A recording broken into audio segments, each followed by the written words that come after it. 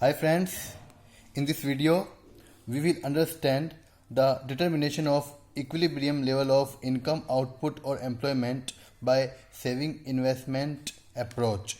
It is also known as SI approach. In my last video we have already discussed about ADAS approach. I mean to say aggregate demand, aggregate supply approach for the determination of income output and employment. And in this video I will explain saving investment or SI approach method for the determination of income output and employment. दोस्तों आज हम इस video में पढ़ेंगे कि बचत विनियोग अवधारणा के द्वारा हम आय, उत्पादन और रोजगार के संतुलन स्तर का निर्धारण कैसे करते हैं उसको पढ़ेंगे। एग्ज़ाम में क्वेश्चन 4 मार्क्स से 6 मार्क्स का भी आता है और कंपटीशन एग्ज़ाम में इसकी बेसिक बातें पूछी जाती है। आइए करते हैं कि एग्ज़ाम में आपको कैसे लिखना है। मेरा वीडियो बनाने का मकसद है साथ साथ आप इसके नोट्स भी बनाते हो। इसी में नोट्स की बेसिस आप वीडियो में ऐसे बना रहा हूँ ताकि आप पढ़ भी लो, समझ भी लो और उसके नोट्स भी बना लो। ठीक है, देखिए इसमें क्या करना है।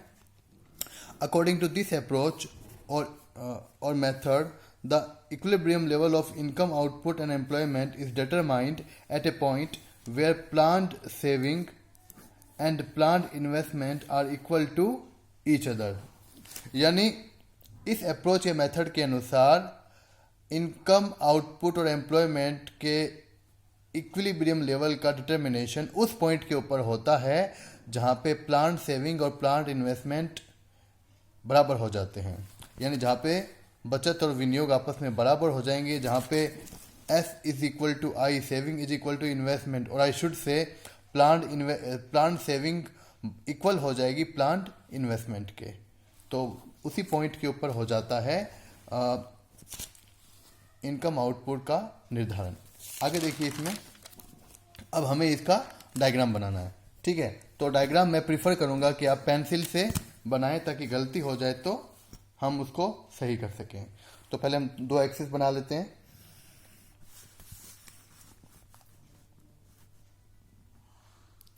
And let me clear one thing that in economics all the diagram will be hypothetical or imaginary and you no need to measure all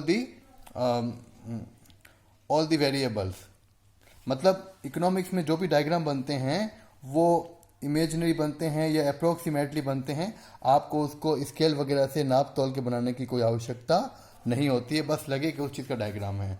ठीक है, ये बात 11th क्लास से लेके MA तक लागू होती है जो मैं बता रहा हूँ आपको। आप मेजरमेंट करने की कोई आवश्यकता नहीं होती है।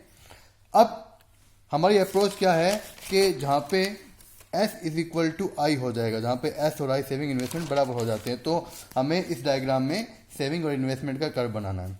तो ये जो नीचे का पोर्शन है OX एक्सिस, इसमें आएगा इनकम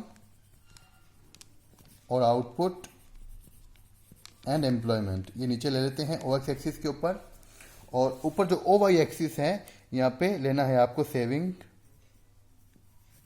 एंड इन्वेस्टमेंट। ठीक है, और मैं ये वीडियो बना के मान के चल रहा हूं कि इससे पहले जो मेरे वीडियोस है वो आपने देखे हैं, तभी आपको ये पूरा समझ में आएगा। अगर आपने पिछले वीडियो मिस कर दिए हैं इस चैप्टर के तो आपको काफ़ी चीज़ें समझ में नहीं आएगी। बिकॉज कौन सा कर्व कहाँ स्टार्ट होता है, कौन सा कर्व पैरेलल बनेगा, कौन सा अपवर्ड बनेगा, वो तभी समझ में आएगा आपको जब आपने पिछले वाले वीडियो भी देखे हों। ठीक है, तो अभी तो हम इस पर फोकस करते हैं। सबसे पहले इसमें इन्वेस्टमेंट कर्व बना लेता हूँ। As you know that investment is autonomous investment and it is constant और parallel। आपको इन्वेस्टमेंट का कर्व बनाना है, इसे आई कर्व बोल सकते हो आप। ये इन्वेस्टमेंट है, इसको हम पैरेलल बनाया गया है या हॉरिजॉन्टल बनाया गया है, बिकॉज हम ये मान के चलते हैं, लास्ट वीडियो में मैंने बताया भी था, ये जो इन्वेस्टमेंट होता है ये ऑटोनोमस इन्वेस्टमेंट है और स्वायत्त निवेश है ये, और ये पैरेलल मतलब ये कांस्टेंट बना रहता है, बिकॉज इसका इनकम से प्रॉफिट से कोई रिलेशन नहीं होता, तो ये कांस्टेंट बनता है। ठीक है, दूसरी ओर जो सेविंग्स होती है वो नेगेटिव से स्टार्ट होती है। नेगेटिव से स्टार्ट क्यों होगी? जैसे मान लीजिए अगर आपकी इनकम जीरो है, अगर किसी की इनकम जो है वो जीरो है और कंजप्शन मान लीजिए कंजप्शन जो है वो 100 का है, तो सेविंग्स कितनी हो जाएगी? इनकम माइनस कंजप्शन यानी 0 minus 100 is equal to minus 100। यानी जब इनकम जीरो होती है तो कंजम्पशन तो प्लस से शुरू होता है, लेकिन सेविंग जो है वो माइनस से शुरू होती है, सेविंग जो माइनस से शुरू होती है।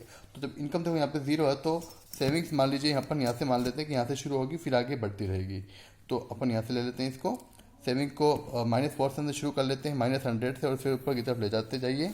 तो ये जो कर्व बना है ये माइनस यहाँ पे एस यहाँ से शुरू हो गया और यहाँ पे जाता जा रहा आगे हमने एक्सटेंड किया है। अब एस और आई इक्वल कहाँ पे है, इस पॉइंट के ऊपर है। इसको पॉइंट नाम देते हैं ई। इस ई पॉइंट के ऊपर ये दोनों का इंटरसेक्शन पॉइंट है, इंटरेक्शन पॉइंट है।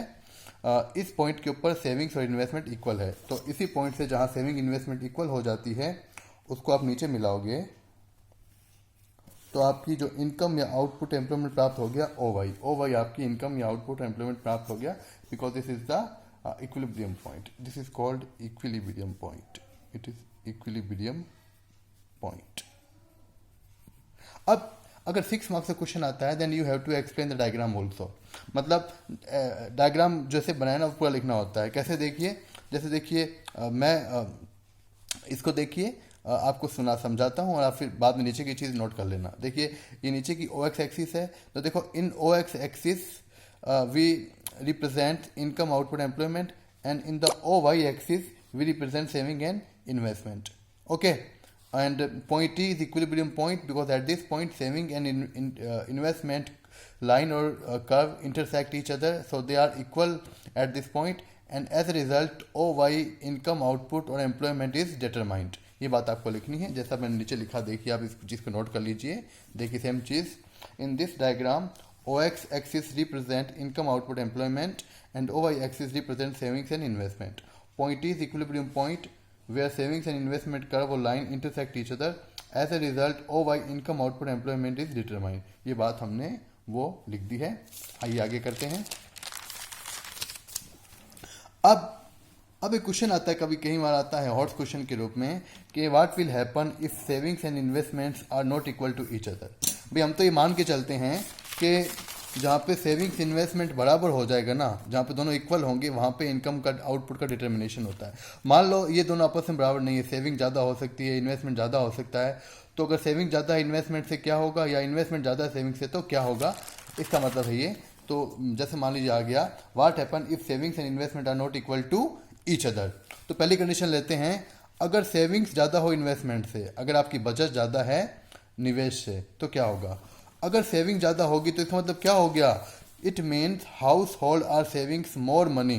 यानी सेविंग ज़्यादा है इसका मतलब जो हाउस होल्ड है या कंज्यूमर्स है वो अपनी मनी को, अपने पैसे की ज़्यादा सेविंग कर रहे हैं, उसका इन्वेस्टमेंट नहीं कर रहे हैं, बचाते हैं बैंक में बचा लेते हैं, बैंक में अपना पैसा डिपॉजिट करवा देते हैं, अपने पास बचा के रखते हैं, उसका इन्वेस्टमेंट नहीं करते हैं। तो इन्वेस्टमेंट नहीं करने से वो पैसा आगे नहीं जाएगा, तो क्या होगा, पैसा बैंक में पड़ा सिर्फ मतलब अनयूज्ड पड़ा हुआ है। तो इस कंडीशन में क्या होगा, इन्वेंट्री बढ़ जाएगी। इन्वेंट्री बढ़ने का मतलब होता है जो फर्म्स होती है, जो प्रोड्यूसर्स होते हैं, उनका माल नहीं बिकेगा, उनकी वस्तुएं उनके स्टॉक में पड़ी की पड़ी रह जाएगी।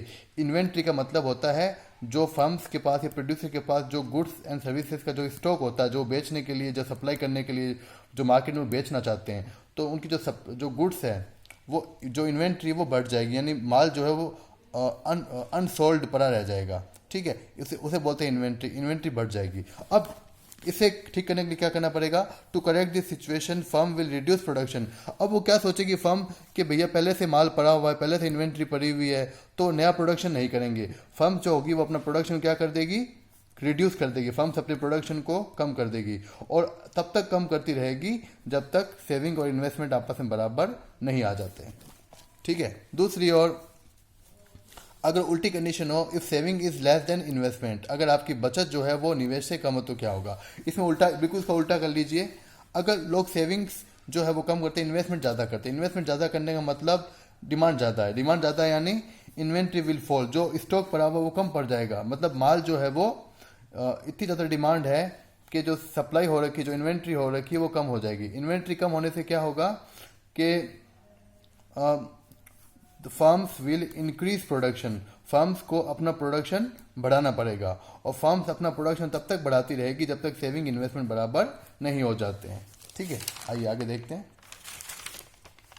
अब इसमें देखिए एक चीज़ आती है, अगर क्वेश्चन एग्जाम में आता है कि aggregate demand aggregate supply approach यानी समस्त मांग और समस्त पूर्ति अवधारणा, और SI अप्रोच यानी सेविंग इन्वेस्टमेंट अप्रोच, हिंदी में बोलते हैं बचत निवेश अवधारणा। अगर इन दोनों ही अप्रोचेस को, ADAS और SI अप्रोच को एक ही डायग्राम में, सिंगल डायग्राम में बनाना हो तो कैसे बनाएंगे, ठीक है, ताकि इनकम आउटपुट एम्प्लॉयमेंट का डिटर्मिनेशन एक साथ हो जाए दोनों ही अप्रोच से। देखिए आपको आराम से सीखना है ये चीज़। कई बार ये क्वेश्चन 3 मार्क्स का, 4 मार्क्स का 12th में आ चुका है। तो मैं इसमें करना क्या आपको, सबसे पहले आप 2 कर्व्स बना लीजिए, एक के ऊपर एक नीचे बना लीजिए। सबसे पहले ऊपर वाला जो पोर्शन है उसमें बनाइए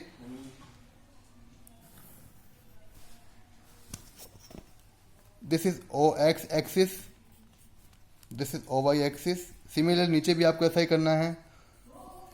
इसमें भी आपको OX एक्सिस और OY एक्सिस बनानी है।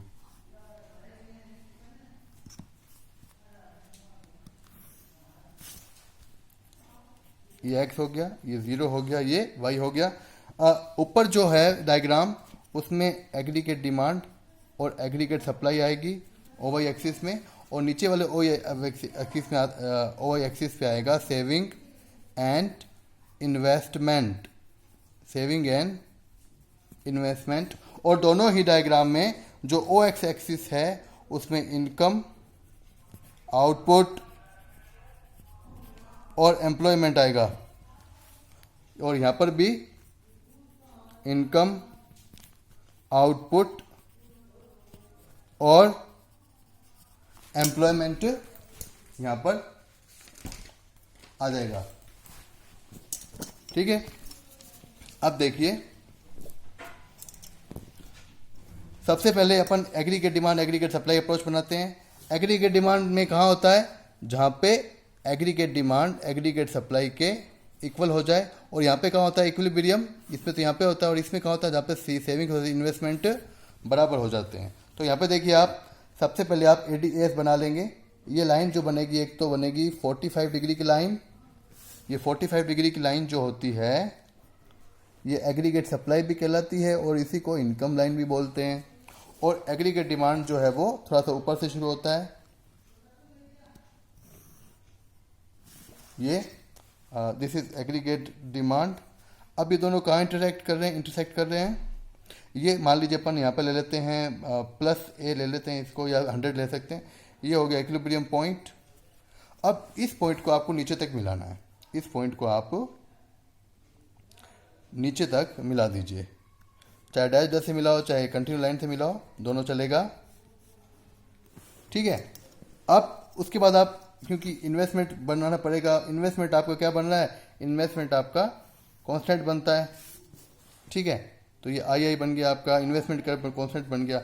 अब जहाँ से ये लाइन इन्वेस्टमेंट को काट रही है, जैसे ये लाइन हमने जो खींची ना ऊपर से, जो हम मिलाते लेके इन्वेस्टमेंट को काट रही है, इसी लाइन से, और जैसे ये मान लीजिए हमने +100 माना है यहाँ पे ऑटोनोमस कंजप्शन को, तो इसको अगर ये +100 होता है तो सेविंग -100 होती है। मैंने पिछले वीडियो में बताया भी था आपको कि जितना यहाँ पे ये चीज़ होती है ऑटोनोमस कंजप्शन, उतनी डिसेविंग होती है। तो ये +100 है तो ये -100 से आपको लेना पड़ेगा। इक्वल जितना ये डिस्टेंस है ना, इक्वल आपको डिस्टेंस नीचे नेगेटिव पोर्शन में लेना पड़ता है। ठीक है, तो मान लीजिए आप जितना भी पोर्शन है उतना ले लेंगे और इसको इससे मिला देंगे। तो ये हमारी सेविंग्स कर्व बन गया, और ये बन गया -100 से, ये SS कर्व बन गया। ये दोनों कहाँ काट रहे हैं, यहाँ काट रहे हैं, दोनों से ही OY इनकम का डिटर्मिनेशन। देखिए OY ये देखिए यहाँ पे एक चीज़ यहाँ पे ध्यान रखना कि जितना ये पोर्शन होगा ना, ये वाला, ये यहाँ से लेकर जो यहाँ तक का पोर्शन होता है, ये ऑटोनोमस कंजप्शन कहलाता है। सेम इक्वल पोर्शन आपको यहाँ लेना होता है, बस अंतर ये है कि जितना ये प्लस में होता है उतना ही ये नीचे माइनस में होता है। ठीक है, तो उसके बाद आप इसको मिला दीजिए, तो आपका कर्व जो डायग्राम है वो हम गेट कर लेते हैं। ये 12th लेवल के हिसाब से है, ऐसा 3 नंबर क्वेश्चन आ सकता है। कुछ भी डाउट हो तो आप मुझसे कमेंट करके पूछिएगा, एंड थैंक यू।